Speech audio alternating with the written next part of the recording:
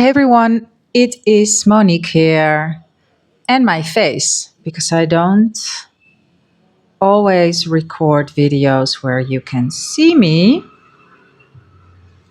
because of different reasons. I'm going to read to you a couple of things today, but not but, and. I preface this video by saying nothing that I'm sharing with you is new. And on some level, you already know all of this. The only thing is, you may have forgotten it temporarily. But the fact that you're here means that you know that this information is true. And what you're looking to do is know it in your cells, in your being. Don't question it. Trust it 100%, like you trust that the sun will come up tomorrow and the sun will go down today. How you trust that there's an ebb and flow in the ocean, that there's a sun and a moon, maybe even multiple. That's what you're looking to do, and that's why you're listening to this information again and again and again. You don't need more information. You need to surrender to the fact that this is true.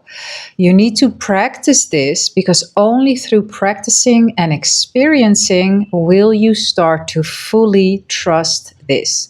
The only thing that is missing now is that you haven't completely yielded to the fact that this is true. That's it. No biggie. You can get there. You have to have the intention and you have to commit. That's all. Okay, so I'm going to read to you from one of my favorite videos that contains it all, of Bashar. I'll put it in the description.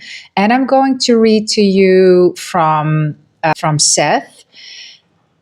Both of these things I have spoken to before, and the Seth information I also have read before, but maybe this is the first time that you visit my channel.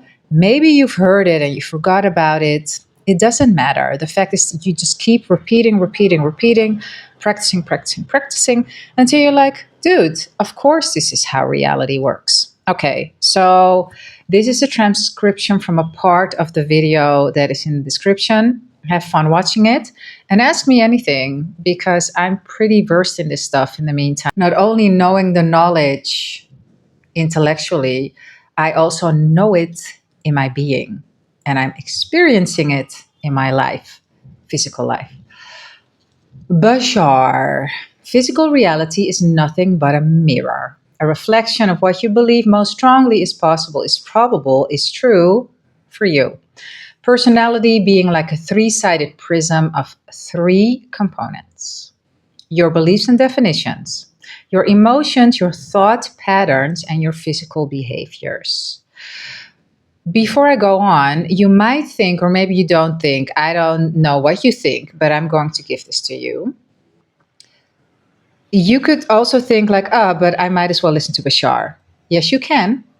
How I will give it to you from my vibration and my perspective and my being and my cadence and my voice will result in a different getting it than when you hear it from Bashar, because I'm a unique perspective from all that is, as you are. So when you will listen to it and read it out loud in your voice, it will have a different effect on your system as well. And that's why it is beneficial to listen to something even though someone else says it in their voice.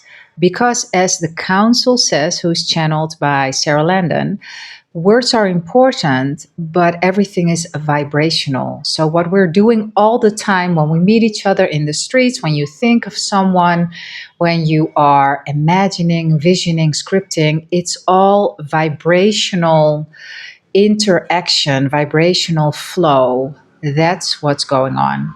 Okay, I'll continue. These three things go hand in hand to creating the artificial projection or construct you call your individual personality for this particular life.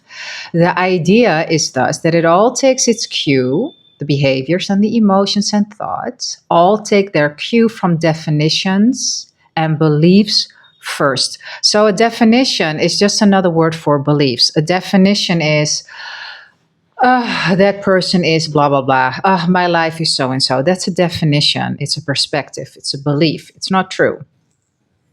To understand consciously how to recognize what your definitions and beliefs of life is all about and what your relationship to life is all about. But the idea is that many of you have been taught to think of physical reality as something to manipulate, which it is not from the outside. The idea is that as you change, physical reality on the outside has no choice, like the reflection in the mirror, but to change. And a sidestep, what is really interesting, if you look at yourself throughout the years, pictures, when I look at a picture that was taken a year ago, I look like I'm 10 years older than now in the picture that was taken a year ago. How is that possible? Everything from physical reality in physical reality takes its cue from my thoughts and my beliefs. So when I am freer in myself, when I'm more unbothered and indifferent about whatever is going on in my life, and I take my cue from the inside, everything changes, including how I look, because that's part of physical reality. However, we recognize that. Have I said that? Yes, I have said that. But I will say it again because now I'm confusing you. Or maybe I'm not, but I'm confusing myself. So I'm going to say it again. The idea is that as you change, physical reality on the outside has no choice, like the reflection in the mirror, but to change. However, we recognize that what you have created as a physical reality space-time experience has a little bit of a time lag, has a little bit of an idea of volumetric space and time. Things take time. So when you do create a change within your belief system the idea is that you will see a reflection from the outside world, but you may not see it right away. The idea is that what you may see first is what we call an echo of what you have already created. Isn't it beautiful how it ties in with Neville Goddard, how he says the whole wide world is a shadow? And your wonderful human imagination is God, is where everything happens first. The idea being that the same situation may crop up as cropped up before. And I realized today that a crop is something that a seed goes in the ground and what flourishes is a crop. Now we know that many of you, when you see the same situation crop up, when you see it appear before you, may sometimes, and this is important, because of how you are taught to think about yourselves, you may go into self-recrimination and self-doubt and self-devaluation and say, I must be doing something wrong. Something is wrong with me. Why isn't the outside reality changing to reflect I know has changed within me?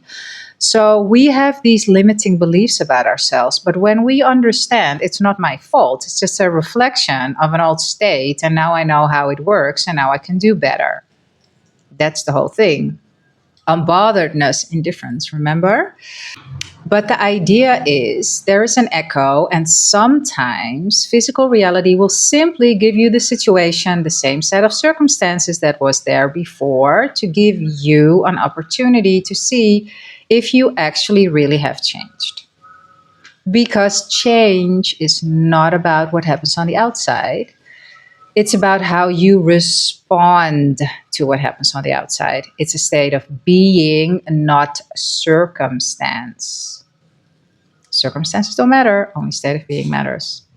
So the idea is that if you say that you have changed and a similar situation crops up that has cropped up before, when you were in a negative state and you react in the same negative way to that circumstance, you haven't changed.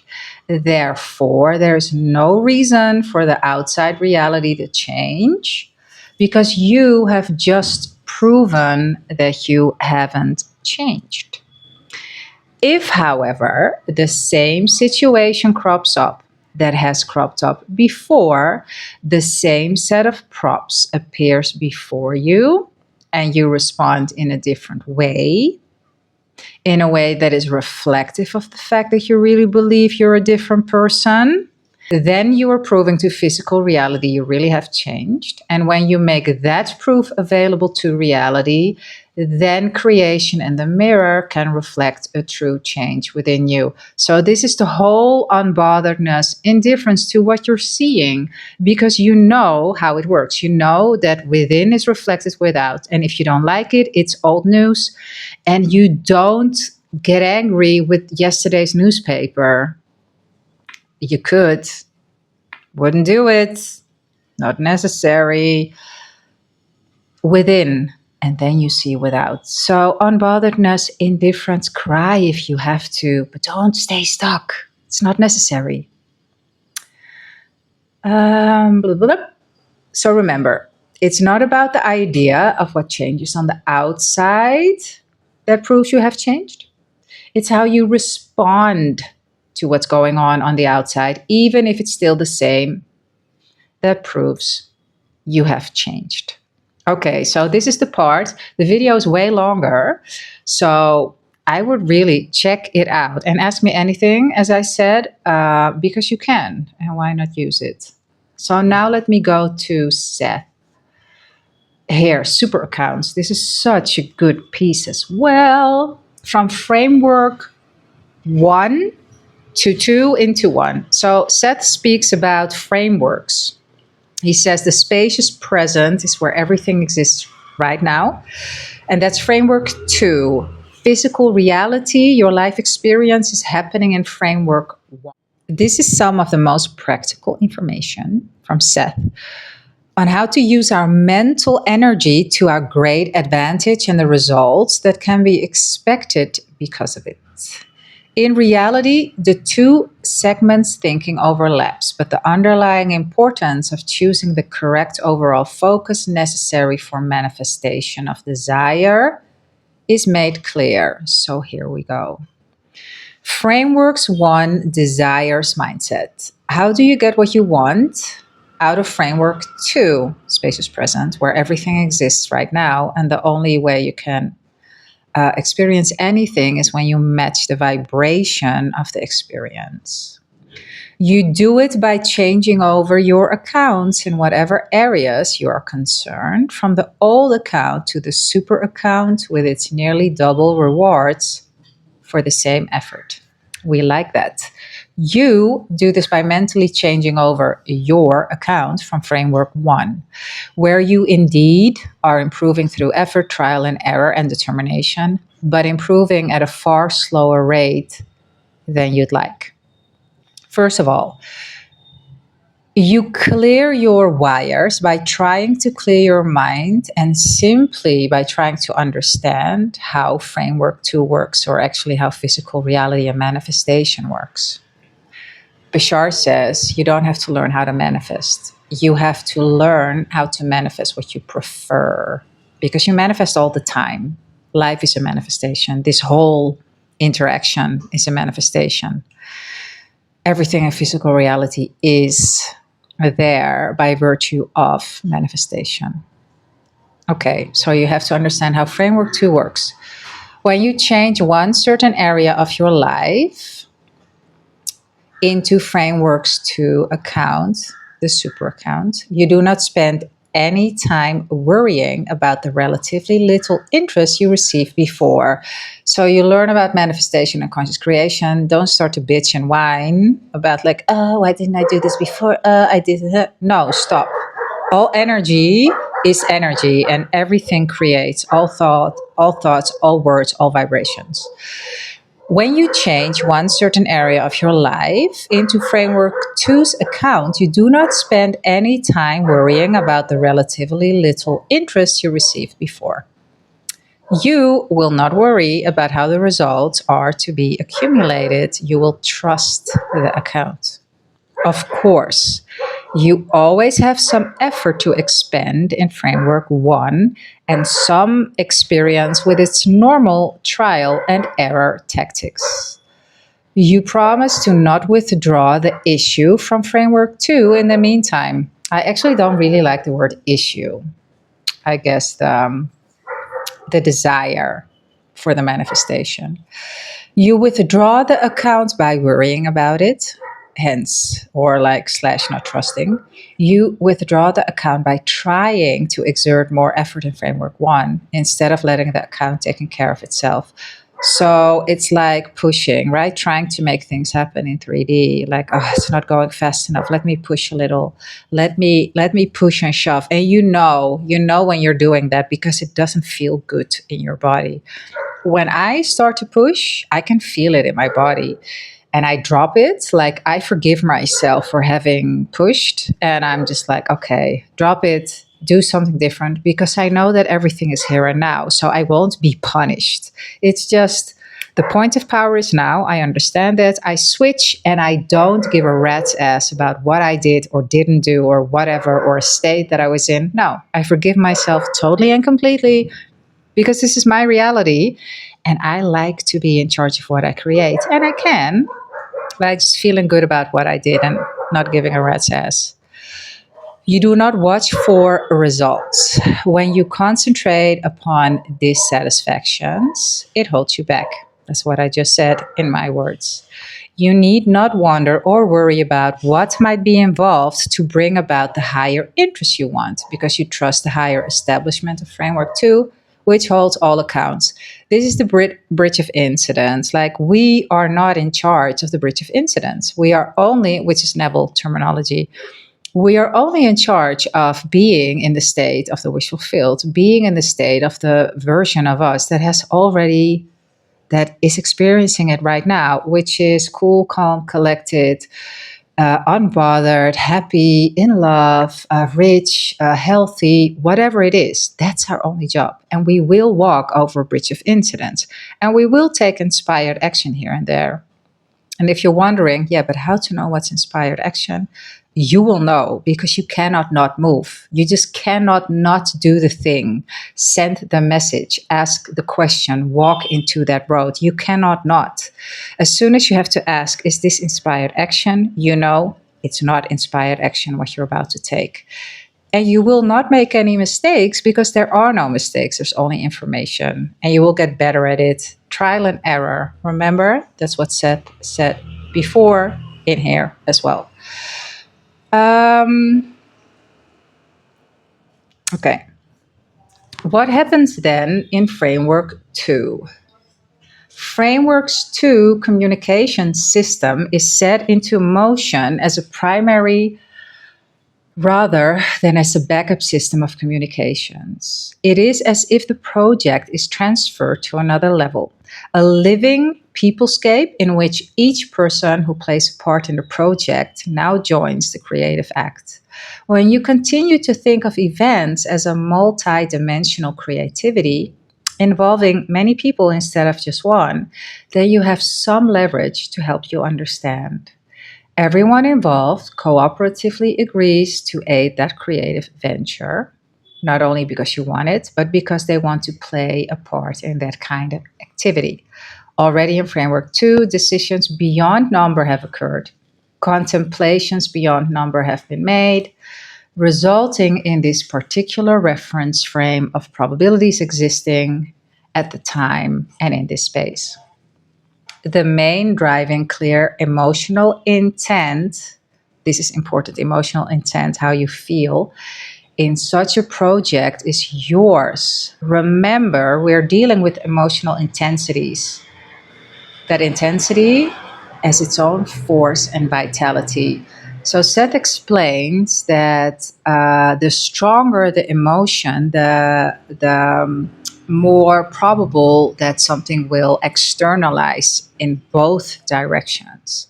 So when you desire to experience something and you really feel it, you really feel oh, this is so wonderful. So not freaking out and being ecstatic, because that's not how you are when you have something. You're just really content. You feel that really base feeling of feeling worthy and happy and relaxed and oh my God, I can't believe that this is my life type thing. Not the whole time, but like that's kind of like the undercurrent, the undertone. You still do not feel the unsurpassable force that thoughts have. When you have fearful thoughts, then you feed other people's static. You increase to some extent their doubts as well as your own. Your main concentration should always be upon your daily accomplishments, joy, the domestic meal, the hour of the dawn or twilight or whatever. That's highly important. In other words, be super satisfied with where you are right now, because when you are satisfied, you will get reflections of satisfaction. A grateful heart is a magnet for miracles, is what Oprah used to say, because everything happens right now, past, present, future. I don't know if it's hers, doesn't matter. It's beautiful because that's how it works. To brood or worry or become resentful is regrettable. Trust your impulses, for they represent your close connection to frameworks, to activity. That's the end. And about that last point, trust your impulses, that's the inspired action. When you get this, cannot not, that's inspired action, that's your impulse. A fit mind, it creates a beautiful body and an epic life. I trust that this is helpful for you. And if you have any questions, my details are in the description. I'm super happy to help you. And if you want to work with me, details are in the description as well. You can email me and then we can discuss about what you need help with. Love. Ciao.